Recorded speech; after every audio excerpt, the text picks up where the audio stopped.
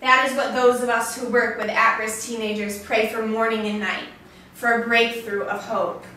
We stand in the gap between life and death, and we fight against depression, violence, drug abuse, and ultimately premature death. For those of us who work with at-risk teenagers, we call out for hope in life for those adolescents that can't do it for themselves. But it's not easy. Lord knows that it's not easy. Each one of you here knows the chaos of relationships with at-risk teenagers. They have so many needs and so many problems that it's hard as an adult not to get lost in their pain. It's hard to wade our way through their problems and still be able to orient them towards the good. So today I want to propose a paradigm of help for us.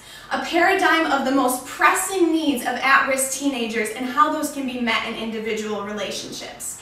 I was an at-risk teenager, so I walked through the mud and mess that each of these teenagers are still walking through today.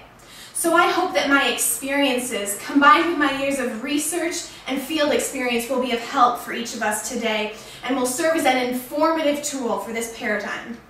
The three most urgent needs in relationships with at-risk teenagers are advocacy, long-term perspectives, and healthy boundaries. So let's talk about each of these in more detail. The first need of teenagers is they need advocates of both acceptance and action. What do I mean by that? I mean that they need an advocate who will embrace their total identity and also an advocate who will fight for the damaged parts of that identity. Embracing their identity causes the at-risk teenager to experience belonging, and that belonging causes the teenager to trust the adult. And once someone has been given that trust, the teenager will let that adult into their life, and they will stamp on their heart like no other individual has done before. Then we go on to being an advocate of action once we have their trust. Being an advocate of action means being responsible with those deep, dark secrets they tell us and seeking the appropriate resources of help. If they're being physically abused, we need to contact the appropriate authorities. If they're being emotionally abused, we need to get them into counseling. If they're being systemically abused, whether it's through the education system or the penitentiary system, we need to fight for their justice. We need to be a voice for them. The second need is that we need to help them get a vision for their lives so that they can make decisions with long-term perspectives. Proverbs 29:18 says, "Where there is no vision, the people perish." It's a simple truth.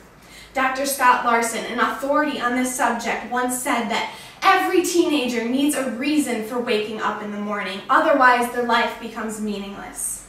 An outlook of meaningless life leads to damage. Damage of self-injury and of violence. As a young teen, I was extremely depressed. I struggled with suicide so much that I thought that I would never make it past 18. So when people asked me about my college plans, I always shrugged away, because for me there was never going to be a future. Likewise, I met a young man this summer named Marvin. He was so deep into gangs, he told me that he did not expect to live past this year. Those of us who maintain relationships with at-risk teenagers need to help them fight for a dream. And we need to help them over and over and over again, because those teens are quick to give up on themselves. The third need is they need to be empowered through healthy boundaries. Eric, a research and communication team here in Honduras, has found out that the government is failing in their rehabilitation of gang members because they're not teaching them how to reintegrate into society or how to live independent social lives. So as people who work with at-risk teenagers, we need to help introduce them back into society, which is where healthy boundaries come in.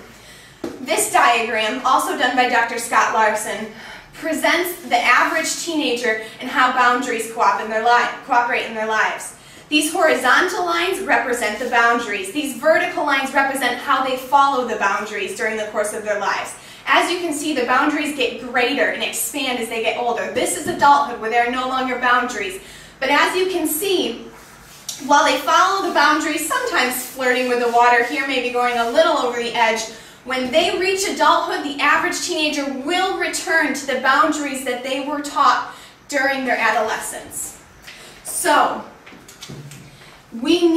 it is crucial, it is imperative that we teach adolescents that are at risk, how to follow these boundaries so that they can be fully functioning members of society once they reach adulthood. As Eric said, that should be the goal of every program that works with those teens. I've presented these 3 paradigms for you as an informative tool in your relationship with these teenagers. It is crucial to understand these 3 needs. The need for advocacy that invokes action, the need for vision that promotes long-term thinking, and the need for empowerment through boundaries. The adult who keeps these needs in the forefront of their relationships with at-risk teenagers will be doing them and the whole of society a great service. Working with these teens can be challenging. There are days that are absolute frustrations. Nonetheless, the reward of seeing their success is a gift that can compare to nothing else. The only way to arrive there, though, is through perseverance. The job of the person who works with at-risk teenager is to deliver hope and save lives. Its value cannot be overestimated.